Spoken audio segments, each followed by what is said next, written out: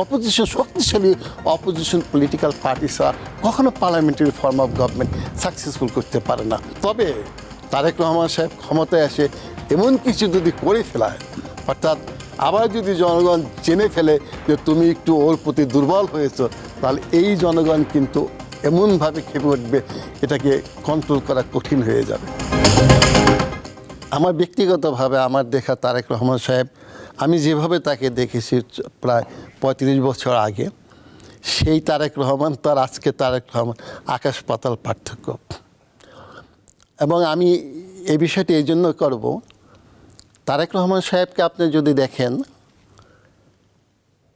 আওয়ামী লীগের শাসনামলে, বিশেষ করে যে সময় বিএনপি এমন একটি অবস্থায় পতিত হলো, খুব খারাপ অবস্থায়, শহীদ রাষ্ট্রপতি জিয়াউর রহমানের মৃত্যুর পরে কিন্তু বিএনপির অবস্থাটা এইরকম হয়েছিল।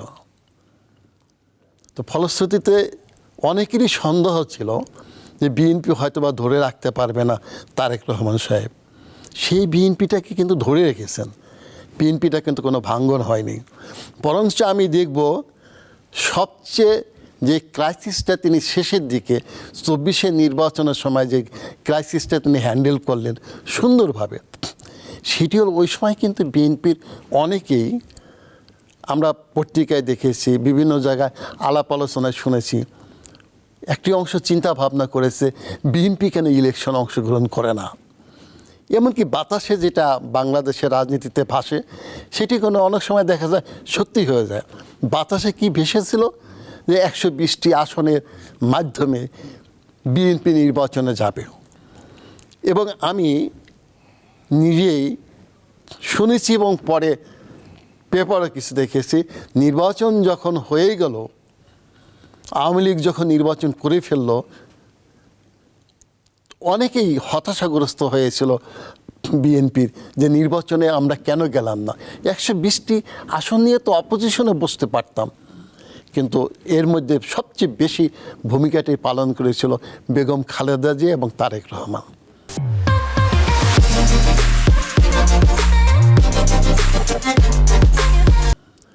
তারা কিন্তু নির্বাচনে, যদিও নির্বাচনে যেত, এমনকি ১৪ সালে নির্বাচনে যদি যেত, তাহলে কিন্তু এই ঘটনা, এই ফ্যাসিস্ট একটি সরকারকে এখান থেকে সরাতে পারত না।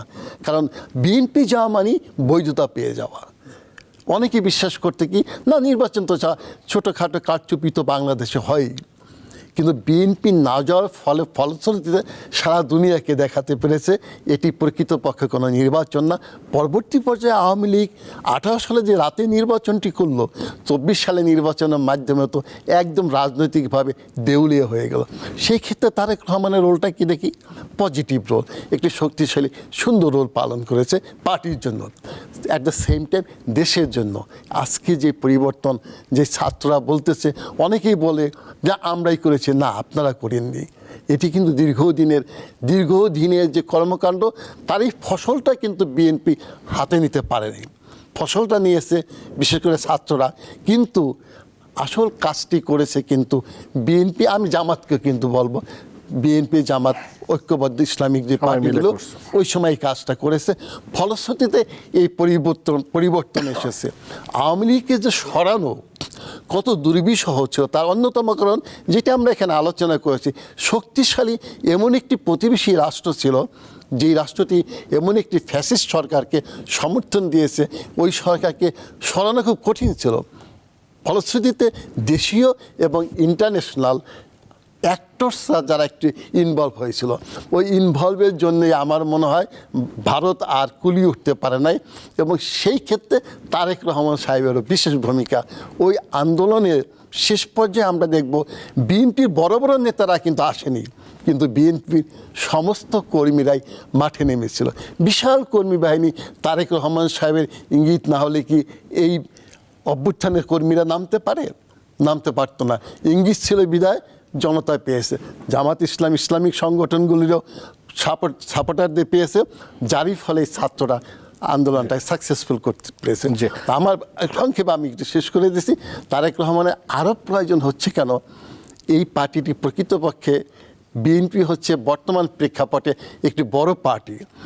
এই পার্টিটি প্রকৃতপক্ষে পারবে কীভাবে দেশে শান্তি স্থাপন করতে হয়, কীভাবে লিবারাল পলিটিক্যাল যেই আপনার ভার্চুগুলো আছে এইগুলোকে সাধারণত বাস্তবায়ন করতে হয়।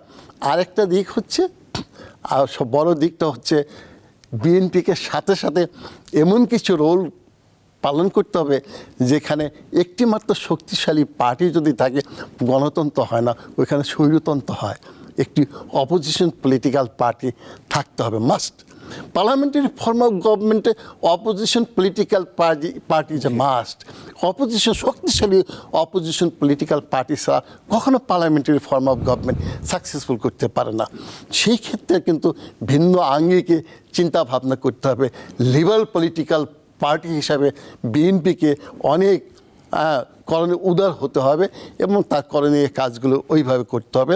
আর আমি একটা কথা বলতেছি, সেটি হলো তারেক রহমানের একটি সুবিধা কি?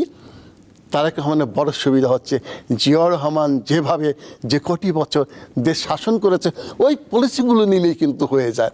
একটি বড় পলিসি হচ্ছে পররাষ্ট্রনীতির ক্ষেত্রে, পররাষ্ট্রনীতির সহজ পলিসি। জিয়াউর রহমান সাহেবের পলিসি কী হচ্ছে? সেটি সহজ, সেটি হচ্ছে আমার রিলেশনশিপ হবে on the basis of coordination, not on the basis of সাবঅর্ডিনেশন।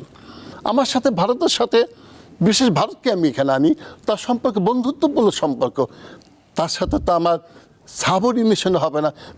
Coordination means friendly relationship, subordination means তুমি আমার কে প্রভু, আমি তোমার দাস, এভাবে কখনো ফরেন রিলেশনশিপ হতে পারে না। তো ওই পলিসিগুলোই তো তারেক রহমান সাহেব যদি গ্রহণ করে নেয় তাহলে আমার মনে অসুবিধা হবে না।